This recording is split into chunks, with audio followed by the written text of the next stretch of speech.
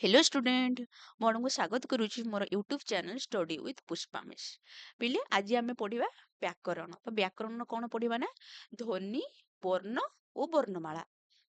Okay student कौन पढ़ा ध्वनि वर्ण और वर्णमाला।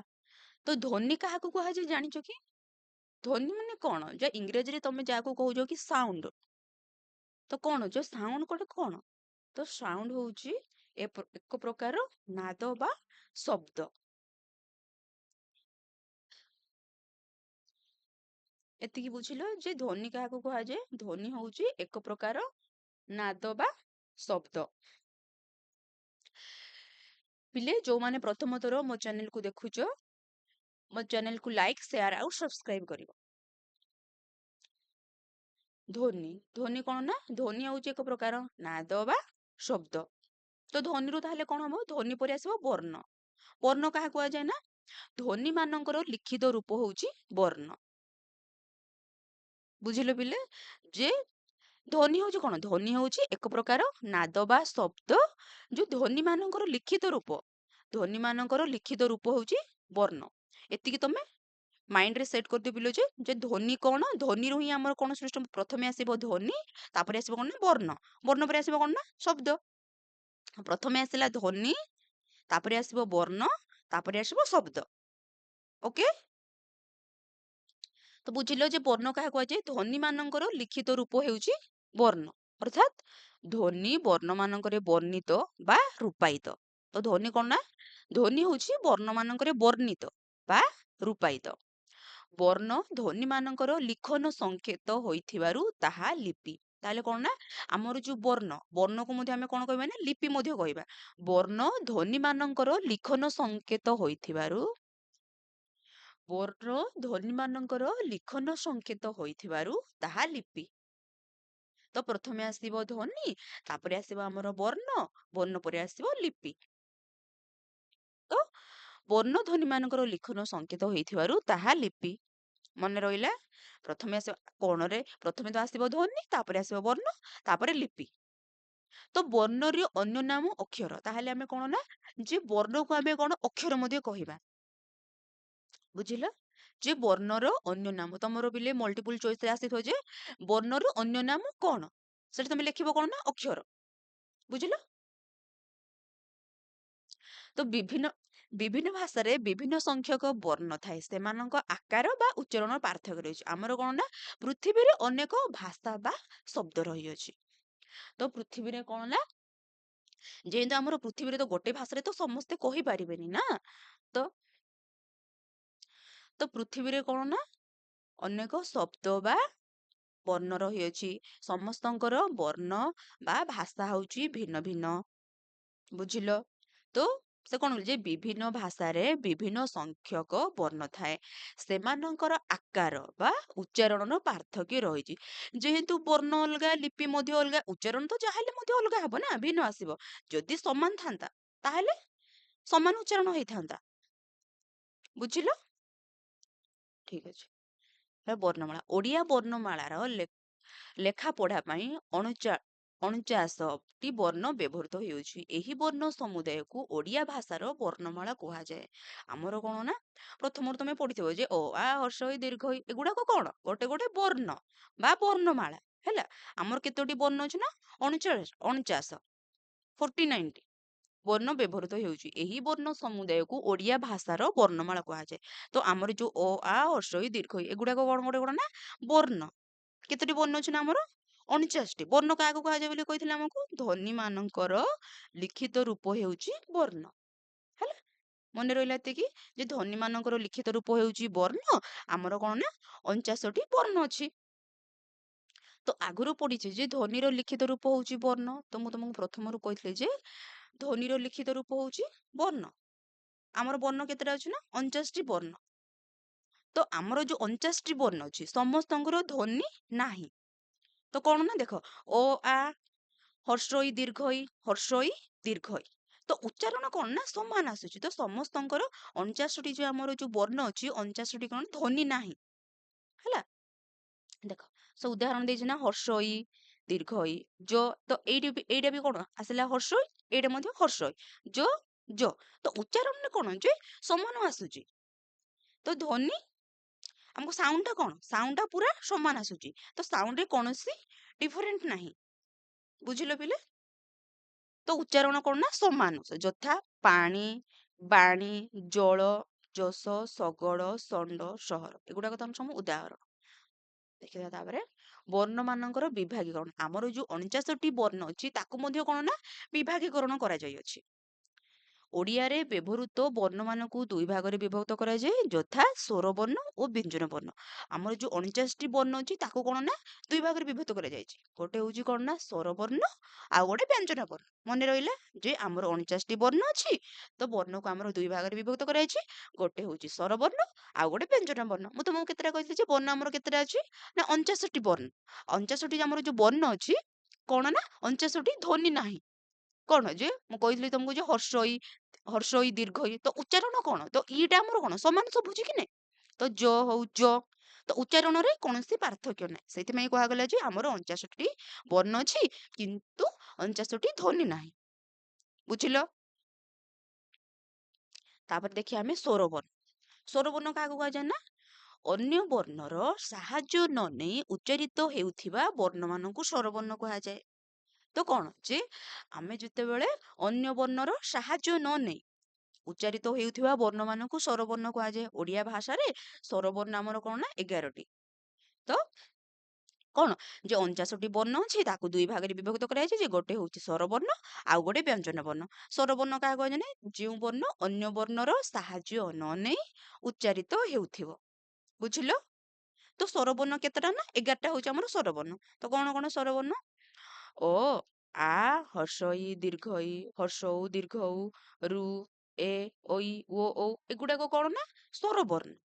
ତ କାହାକୁ ସ୍ୱରବର୍ଣ୍ଣ କାହାକୁ କୁହାଯାଏ ନା ଯେଉଁ ବର୍ଣ୍ଣ ଅନ୍ୟ ବର୍ଣ୍ଣର ବିନା ସାହାଯ୍ୟରେ ଉଚ୍ଚାରିତ ହେଉଥାଏ ତାକୁ କଣ ନା ସ୍ୱରବର୍ଣ୍ଣ କୁହାଯାଏ। ମନେ ରହିଲା ଯେ ସ୍ୱରବର୍ଣ୍ଣ ଆମର 11ଟା ଅଛି। ତ କଣ କଣ ସ୍ୱରବର୍ଣ୍ଣ ନା କହିଲେ ଅ ଆ ହର୍ଷଇ ଦୀର୍ଘଇ ଏଗୁଡା କଣ ତମର ନା ସ୍ୱରବର୍ଣ୍ଣ। ପିଲେ ତମେ ଏଗୁଡାକ ନୋଟ କରିଦେବା ସହିତ ତମେ ମନେ ରଖିବ ଯେ ସ୍ୱରବର୍ଣ୍ଣ କାହାକୁ କୁହାଯାଏ ବ୍ୟଞ୍ଜନ ବର୍ଣ୍ଣ କାହାକୁ କୁହାଯାଏ। ଆମର ସ୍ୱରବର୍ଣ୍ଣ କେତେଟା ଅଛି ଆମର ବର୍ଣ୍ଣ କେତେଟା ଅଛି କେତୋଟି ଧ୍ୱନି ରହିଛି। ନେକ୍ସଟ ମୁଁ ତମକୁ ଧ୍ୱନି କେତେଟା ରହିଛି କଣ ବୁଝେଇ। ଦେଖିବା ଆମେ ସ୍ୱରବର୍ଣ୍ଣ ମାନଙ୍କର ବିଭାଗ କଣ ନା ସ୍ୱରବର୍ଣ୍ଣ। ସ୍ୱରବର୍ଣ୍ଣ ପୁଣି କେତେଟା ରହିଲା ନା 11ଟା। ତ କଣ କଣ ନା ହର୍ଷଇ ଅ ଆ ହର୍ଷଇ ଦୀର୍ଘଇ ଏଗୁଡା କଣ ନା ଆମର ଯୋଉ ସ୍ୱରବର୍ଣ୍ଣ ଗୁଡାକ ରହିଲା।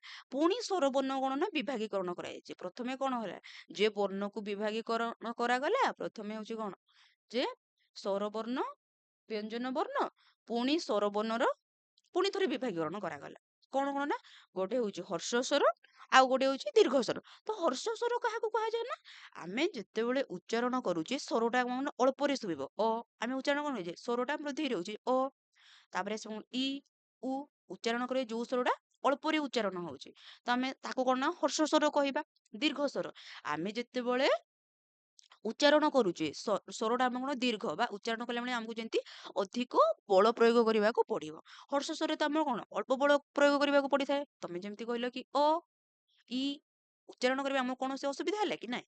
ତ ଦୀର୍ଘ ସ୍ୱରରେ ଆମେ କଣ କରିବା ନା ଉଚ୍ଚାରଣ କରିବା ସମୟରେ ଆମକୁ ବଳ ଯାହାକି ଅଧିକ ମାତ୍ରାରେ ଦରକାର ହେଇଥାଏ। ବା ଆ ଉଚ୍ଚାରଣ କଲା ବେଳେ ଆମକୁ ଯାହାହେଲେ ମଧ୍ୟ ଟିକେ ବଳ ଅଧିକ ପ୍ରୟୋଗ କରିବାକୁ ପଡିଲା କି ନାହିଁ। ଆ ହର୍ଷଇ ହେଲା ଏ ঐ ଓ ଔ ଏଗୁଡାକ ତ ହଉଛି ତମର କଣ ନା ଦୀର୍ଘ ସ୍ୱର। ହର୍ଷ ସ୍ୱର ଅପେକ୍ଷା ଦୀର୍ଘ ସ୍ୱର ମାନଙ୍କର ଉଚ୍ଚାରଣ ଅଧିକ ସମୟ ନିଏ। ଅ ଠାରୁ ଔ ପର୍ଯ୍ୟନ୍ତ 11ଟି ସ୍ୱର ବର୍ଣ୍ଣ ମାତ୍ର 8ଟି ଧ୍ୱନି ଅଛି। ଆମର ଯୋଉ ଅ ଠାରୁ ଔ ପର୍ଯ୍ୟନ୍ତ 11ଟି ସ୍ୱର ବର୍ଣ୍ଣ ରହିଛି ମାତ୍ର କଣ ନା 8ଟି ଧ୍ୱନି ରହିଛି।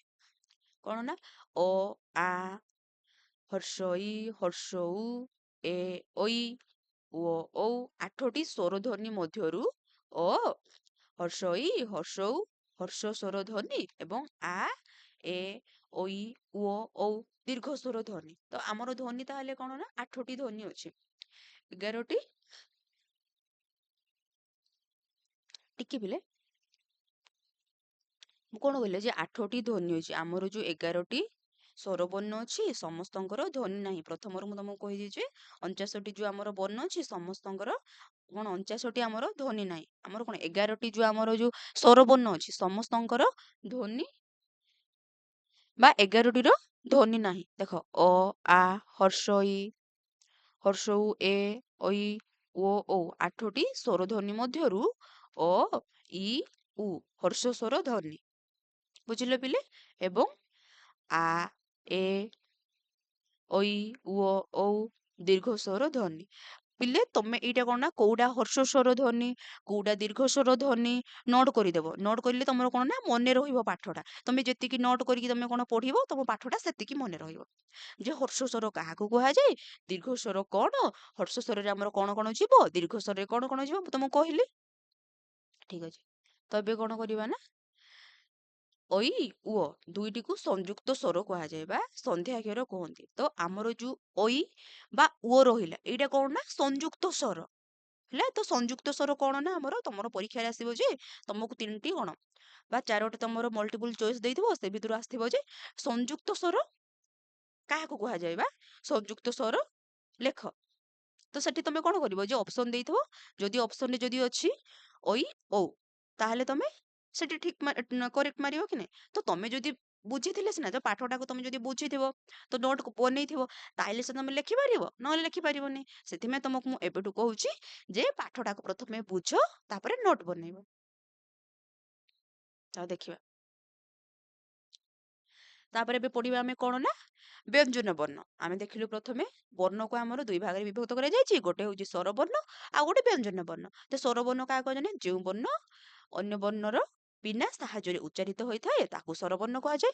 ବ୍ୟଞ୍ଜନ ବର୍ଣ୍ଣ କଣ ନା ଯେଉଁ ବର୍ଣ୍ଣ ଗୁଡିକ ସ୍ୱର ବର୍ଣ୍ଣର ସାହାଯ୍ୟ ବିନା ଉଚ୍ଚାରିତ ହୋଇପାରନ୍ତି ନାହିଁ। ତ କଣ କହିଲା ନା ତ ବ୍ୟଞ୍ଜନ ବର୍ଣ୍ଣ କଣ ହବ ନା ସ୍ୱର ବର୍ଣ୍ଣର ସାହାଯ୍ୟ ବିନା, ମାନେ ସ୍ୱର ବର୍ଣ୍ଣର ବିନା ସାହାଯ୍ୟରେ ସେ କଣ ନା ଉଚ୍ଚାରିତ ହୋଇପାରନ୍ତି ନାହିଁ। ବୁଝିଲ ଯେ ସ୍ୱର ବର୍ଣ୍ଣ କଣ ନା ଅନ୍ୟ ବର୍ଣ୍ଣର ସାହାଯ୍ୟ ନିଅନ୍ତି ନାହିଁ। ବ୍ୟଞ୍ଜନ ବର୍ଣ୍ଣ କଣ କରନ୍ତି ନା କିନ୍ତୁ ସ୍ୱର ବର୍ଣ୍ଣର ସାହାଯ୍ୟ ବିନା, ସେ ବିନା ସାହାଯ୍ୟରେ ଉଚ୍ଚାରିତ ହୋଇପାରନ୍ତି ନାହିଁ। ବୁଝିଲ କ୍ଲିୟର ପିଲେ? ଯେ ସେ କଣ ସ୍ୱର ବର୍ଣ୍ଣ ନିଜେ ନିଜ ଉଚ୍ଚାରିତ ହୋଇଥାଏ, ସେ କାହାର କଣ ସାହାଯ୍ୟ ଆଶା ରଖିନଥାଏ। କିନ୍ତୁ ବ୍ୟଞ୍ଜନ ବର୍ଣ୍ଣ କଣ କରେ ନା ସ୍ୱର ବର୍ଣ୍ଣର ସାହାଯ୍ୟ ବିନା ଉଚ୍ଚାରିତ ହୋଇପାରନ୍ତି ନାହିଁ, ସେମାନଙ୍କୁ ବ୍ୟଞ୍ଜନ ବର୍ଣ୍ଣ କୁହାଯାଏ। ଅର୍ଥାତ୍ ସ୍ୱର ସହିତ ଯୁକ୍ତ ହେଲେ ବ୍ୟଞ୍ଜନ ବର୍ଣ୍ଣ ଗୁଡିକ ଉଚ୍ଚାରିତ ହୁଅନ୍ତି। କ୍ଲିୟର ପିଲେ? ତ ବ୍ୟଞ୍ଜନ ବର୍ଣ୍ଣ ମାନଙ୍କର ସଂଖ୍ୟା କେତେ ନା 38ଟି। ପିଲେ ତମକୁ ମୁଁ କହିଥିଲି ଯେ ସ୍ୱର ବର୍ଣ୍ଣର ସଂଖ୍ୟା କେତେ 11, ତ ବ୍ୟଞ୍ଜନ ବର୍ଣ୍ଣର ସଂଖ୍ୟା କେତେ 38 ଶିଖିଲେ। ତାହେଲେ ବ୍ୟଞ୍ଜନ ବର୍ଣ୍ଣ ଆମର କଣ କଣ ଦେଖିଦିଅ ପିଲେ। ଖ ଖ ଘ ଙ ଛ ଛ ଏଗୁଡାକ ତ କଣ ସମୁଛି ସବୁ ବ୍ୟଞ୍ଜନ ବର୍ଣ୍ଣ। ବୁଝିଲ ପିଲେ? ତ ବ୍ୟଞ୍ଜନ ବର୍ଣ୍ଣ କଣ ଯେ ଯେଉଁ ବର୍ଣ୍ଣ ଗୁଡିକ ସ୍ୱର ବର୍ଣ୍ଣର ସାହାଯ୍ୟ ବିନା ଉଚ୍ଚାରିତ ହୋଇପାରନ୍ତି ନାହିଁ ତାକୁ ବ୍ୟଞ୍ଜନ ବର୍ଣ୍ଣ କୁହାଯାଏ। ବ୍ୟଞ୍ଜନ ବର୍ଣ୍ଣର ସଂଖ୍ୟା କେତେ ନା 38। ତମେ ନୋଟ କରୁଥାଅ ପିଲେ। ଓକେ, ନେକ୍ସଟ ଦେଖିବା। ତ ବ୍ୟଞ୍ଜନ ବର୍ଗର ବିଭାଗୀକରଣ ଆମର ସ୍ୱର ବର୍ଣ୍ଣକୁ ଯେମିତି ବିଭାଗୀକରଣ କରାଯାଇଥିଲା ଠିକ ସେଇପରି ଆମର କଣ ବ୍ୟଞ୍ଜନ ବର୍ଣ୍ଣର ମଧ୍ୟ ବିଭାଗୀକରଣ। ତ ସ୍ୱର ବର୍ଣ୍ଣକୁ ଆମର କଣ ଗୋଟେ ଥିଲା ହର୍ଷ ସ୍ୱର ଆଉ ଗୋଟେ ଦୀର୍ଘ ସ୍ୱର।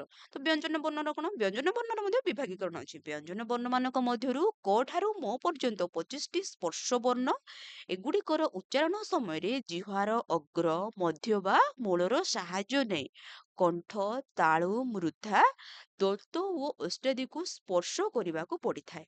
ତ ଯେତେବେଳେ ଆମେ ବ୍ୟଞ୍ଜନ ବର୍ଣ୍ଣକୁ ଉଚ୍ଚାରଣ କରୁଛେ ସେ ସମୟରେ କଣ ହୁଏ ନା ଜିହ୍ବାର ଯୋଉ ଅଗ୍ର ଅଗ୍ର ବା ମଧ୍ୟ ବା ମୂଳର ସାହାଯ୍ୟ ନେଇ କଣ୍ଠ ତାଳୁ ମୃଦା ଓ ଦନ୍ତ ଇତ୍ୟାଦିକୁ ସ୍ପର୍ଶ କରିବାକୁ ପଡିଥାଏ। ଯେତେବେଳେ ଆମେ ବ୍ୟଞ୍ଜନ ବର୍ଣ୍ଣ ଉଚ୍ଚାରଣ କରୁଛୁ ସେ ସମୟରେ କଣ ଜିହ୍ବାର ଅଗ୍ରଭାଗ ମୂଳର ସାହାଯ୍ୟ ନେଇ ତା ସହିତ ଆମେ କଣ କଣ୍ଠ ତାଳୁ ମୃଦାର ବା ଦନ୍ତ ବା ଅଷ୍ଟଦିକୁ ସ୍ପର୍ଶ କରିବାକୁ ପଡିଥାଏ। ତ ବିନା ସ୍ପର୍ଶରେ କଣ ଉଚ୍ଚାରଣ ହେବ କି? ତମେ ଗୋଟେ ଯାହାବି ବାକ୍ୟ କୁହ ସେ କଣ ଯେ ଯଦି ତାଳୁ କିମ୍ବା ମୃଦା ତ ତାକୁ ସ୍ପର୍ଶ ନ କରିକି ସେ କଣ ଉଚ୍ଚାରଣ କରିପାରିବ କି? ନାହିଁ ନା। ସେଥିପାଇଁ ସେ କହିଛି ଯେ ବ୍ୟଞ୍ଜନ ବର୍ଣ୍ଣଙ୍କର ମଧ୍ୟରୁ କ ଠାରୁ ମ ପର୍ଯ୍ୟନ୍ତ 25ଟି ସ୍ପର୍ଶ ବର୍ଣ୍ଣ। ତାହେଲେ ସ୍ପର୍ଶ ବର୍ଣ୍ଣ କଣ ବୁଝିଲ? ଯେ ଆମର ଯୋଉ ତାଳୁ ମୃଦା ଅଛି ତାଙ୍କର ବିନା ସ୍ପର୍ଶରେ ସେ କଣ ନା ଉଚ୍ଚାରିତ ହୋଇପାରିବ ନାହିଁ। ହେଲା ଯେ ସେଇ ଦୃଷ୍ଟିରୁ ଆମର ଯୋଉ କ ଠାରୁ ମ ପର୍ଯ୍ୟନ୍ତ 25ଟି ବର୍ଣ୍ଣ ଅଛି ତାକୁ ସେଇଥିପାଇଁ ସ୍ପର୍ଶ ବର୍ଣ୍ଣ କୁହାଗଲା। କ୍ଲିୟର ପିଲେ? ଓକେ, ନେକ୍ସଟ ଦେଖିବା।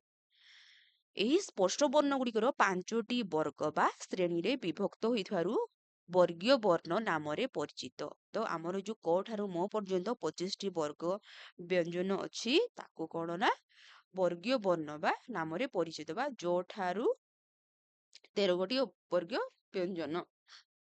ତ ବର୍ଗୀୟ ବ୍ୟଞ୍ଜନର ବିଭାଗୀକରଣ, ଆମର ଯୋଉ କ ଠାରୁ ମ ପର୍ଯ୍ୟନ୍ତ ଆମର ଯୋଉ 25ଟି ବର୍ଣ୍ଣ ରହିଲେ ତାକୁ ପୁଣି କଣ ନା ବିଭାଗୀକରଣ କରାଯାଇଅଛି।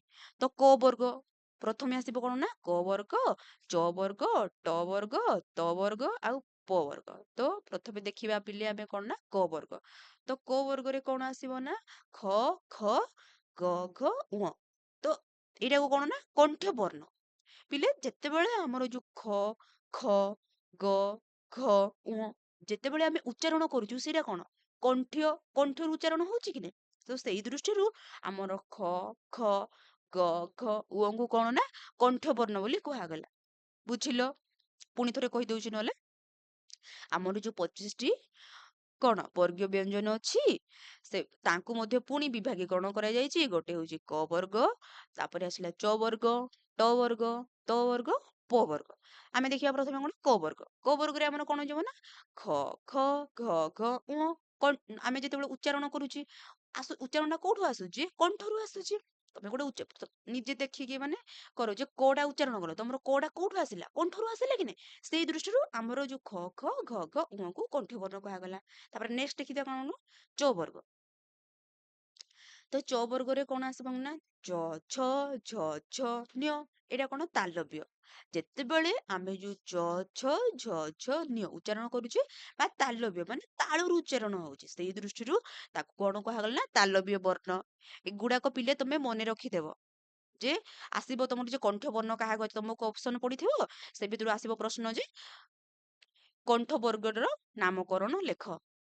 ତମକୁ ଯୋଉ ମନେ ରଖିଥିଲେ ସିନା ତମେ ଲେଖିବ, କଣ ଲେଖିବ ନହେଲେ? ସେଇଥିପାଇଁ ତମକୁ କହୁଛି ଯେ ମନେ ରଖ ଯେ କଣ୍ଠ ବର୍ଣ୍ଣ କାହାକୁ କୁହାଯାଏ ଆଉ ତାଲବ୍ୟ ବର୍ଣ୍ଣ କାହାକୁ କୁହାଯାଏ। ଏବେ ଦେଖି ଆମର ଟ ବର୍ଗ। ଟ ବର୍ଗରେ ଆମର କଣ ଯିବ ନା ଟ, ଠ, ଢ, ଢ, ଣ। ଏଗୁଡା କଣ ମୂର୍ଧନ୍ୟ ବର୍ଗ। କଣ ଆମର ଯେ ଟ, ଠ, ଢ, ଢ, ଣ। ତ ମୃଧାରୁ ଆମର କଣ ନା ଉଚ୍ଚାରଣ ହଉଛି ହେଲା।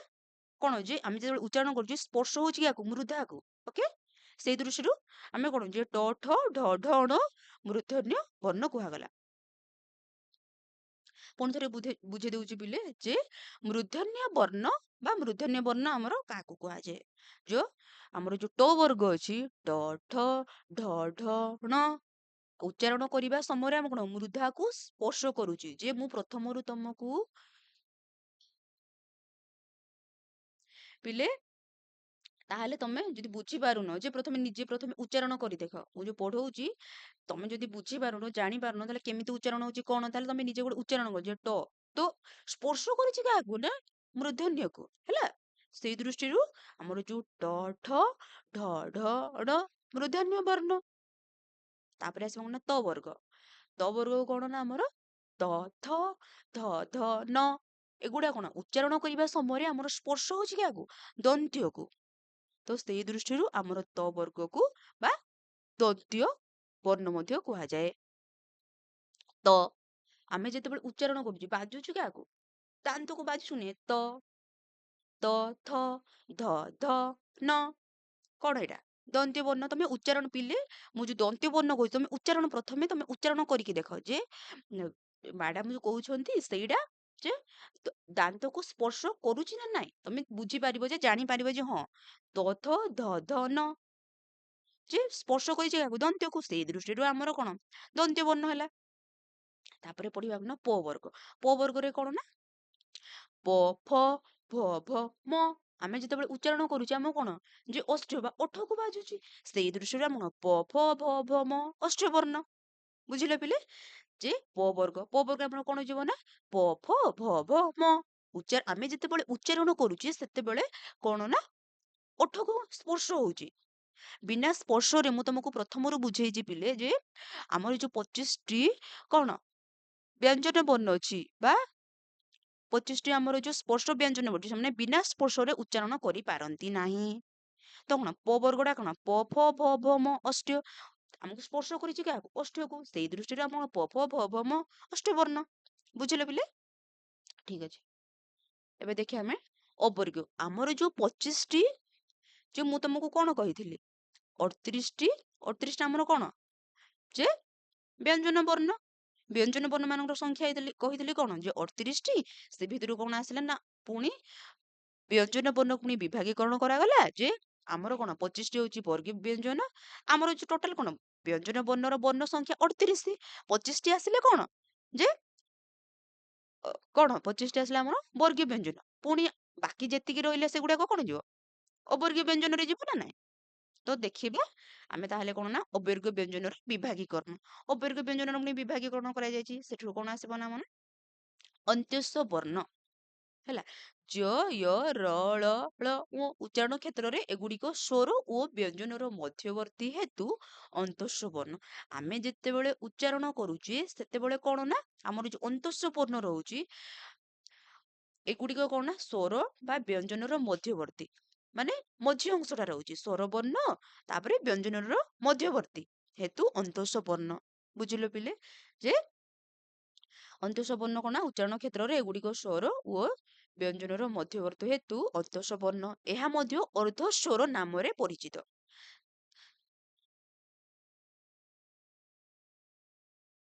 ତ ଅନ୍ତସ୍ୱ ବର୍ଣ୍ଣ କଣ ନା ଉଚ୍ଚାରଣ କ୍ଷେତ୍ରରେ ଏଗୁଡିକ ସ୍ୱର ଓ ବ୍ୟଞ୍ଜନର ମଧ୍ୟବର୍ତ୍ତୀ ହେତୁ ଅନ୍ତସ୍ୱ ବର୍ଣ୍ଣ ଏହା ମଧ୍ୟ କଣ ନା ଅର୍ଦ୍ଧସ୍ୱର ନାମରେ ପରିଚିତ ଆମର ଯୋଉ ଅନ୍ତସ୍ୱ ବର୍ଣ୍ଣ ଏହାର ଅନ୍ୟ ନାମ କଣ ନା ଅର୍ଦ୍ଧସ୍ୱର ଏତିକି ମନେ ରଖିବ ପିଲେ ଯେ ଅନ୍ତଃସମକୁ ଆସିଯିବ ପରୀକ୍ଷାରେ ଯେ ଅନ୍ତସ୍ୱ ବର୍ଣ୍ଣ ଅନ୍ତସ୍ୱ ବର୍ଣ୍ଣର ଆଉ ଗୋଟିଏ ନାମ କଣ ତାହେଲେ ତମେ ଲେଖିବ କଣ ଅର୍ଦ୍ଧସ୍ୱର ତାପରେ ଆମେ ଦେଖିବା ଉଷ୍ମ ବର୍ଣ୍ଣ ଉଷ୍ମ ବର୍ଣ୍ଣ ଆମର କଣ ନା ତାଲବେଶ ମୂର୍ଧନ୍ୟ ଦନ୍ତେ ସହ ଏଗୁଡିକ ଉଚ୍ଚାରଣରେ ମୁଖରୁ ଅଧିକ ଉଷ୍ମା ନିର୍ଗତ ହୋଇଥାଏ ଆମେ ଯେତେବେଳେ ଉଚ୍ଚାରଣ କରୁଛେ ସେ ସମୟରେ ଆମର ଉଚ୍ଚାରଣ କରିବା ବେଳେ ଉଷ୍ମା ବା ଅଧିକ ନିର୍ଗତ ହଉଥିବାରୁ ଉଷ୍ମ ବର୍ଣ୍ଣ ବୁଝିଲ ତାପରେ ଆସିବ କଣ ନା ଅଯୋଗବାହ ବର୍ଣ୍ଣ ଅଯୋଗ ଭାର କଣ ଆସିବ ନା ଅନୁସାର ବିସର୍ଗ ଚନ୍ଦ୍ରବିନ୍ଦୁ ଏହି ବର୍ଣ୍ଣ ଗୁଡିକ ସ୍ୱର କିମ୍ବା ବ୍ୟଞ୍ଜନ ବର୍ଣ୍ଣର ଆଶ୍ରୟ ବିନା ଉଚ୍ଚାରିତ ହୋଇପାରନ୍ତି ନାହିଁ ଏଣୁ ଏଗୁଡିକୁ ମଧ୍ୟ ଆଶ୍ରିତ ବର୍ଣ୍ଣ କୁହନ୍ତି ଆମର ଅଯୋଗ ଭାବ କଣ ନା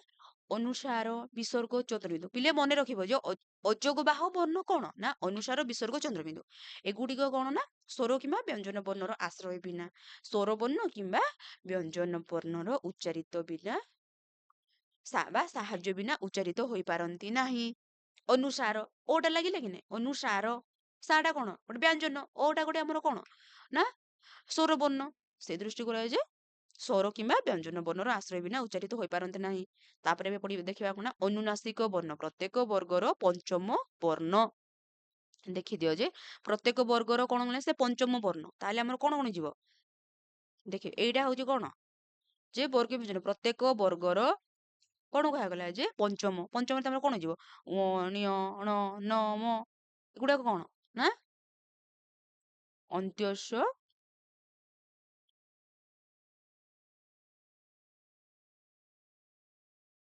ଅନ୍ତ୍ୟସ୍ୱ ବର୍ଣ୍ଣ ପିଲେ ଏଗୁଡାକ ତମେ ଦେଖିଦିଅ ନେକ୍ସଟ ପଢିବା ଆମେ ହେଲା ଅନ୍ତଃସ୍ୱ ବର୍ଣ୍ଣ ଉଷ୍ମ ବର୍ଣ୍ଣ ଦେଖିଲେ ଅଯୋଗ ଭାବ ଦେଖିଲେ ଅନୁନାସିକ ବର୍ଣ୍ଣ ମଧ୍ୟ ଦେଖିଲେ ତ ଏବେ ଦେଖିବା କଣ ନା ଏଗୁଡାକ ବର୍ଣ୍ଣ ମାନଙ୍କର ଉଚ୍ଚାରଣର ସ୍ଥାନ ମୁଁ ତମକୁ ଯୋଉ ପ୍ରଥମରେ ଯାହା କହିଲି ଯେ କଣ୍ଠ ତାଳୁ ପୁରୁଦା ଏଗୁଡାକ ଦେଖିଦିଅ ଯେ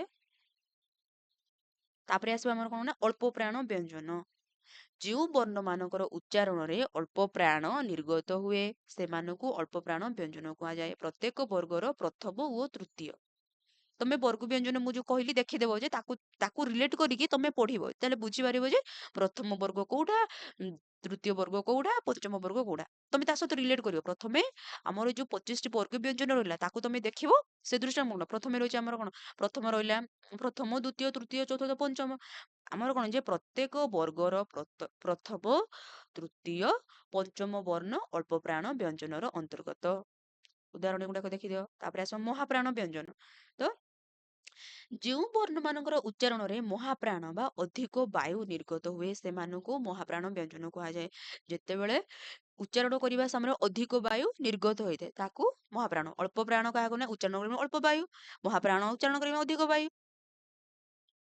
କଣ ଉଦାହରଣ ଯିବ ଦେଖିଦେ ଏଗୁଡାକ ଯିବ ମହାପ୍ରାଣ ବ୍ୟଞ୍ଜନ ତାପରେ ଆସିଲା କଣ ନା ଅଘୋଷ କାହାକୁ ନା ଯେଉଁ ବର୍ଣ୍ଣ ଗୁଡିକର ଉଚ୍ଚାରଣରେ ସ୍ୱରତନ୍ତି କମ୍ପିତ ହୋଇନଥାଏ ହେଲା ଯଦି ଯଦି ହୋଇନଥାଏ ତାହେଲେ ଅଘୋଷ, ହୋଇଥାଏ ତାହେଲେ ସଘୋଷ।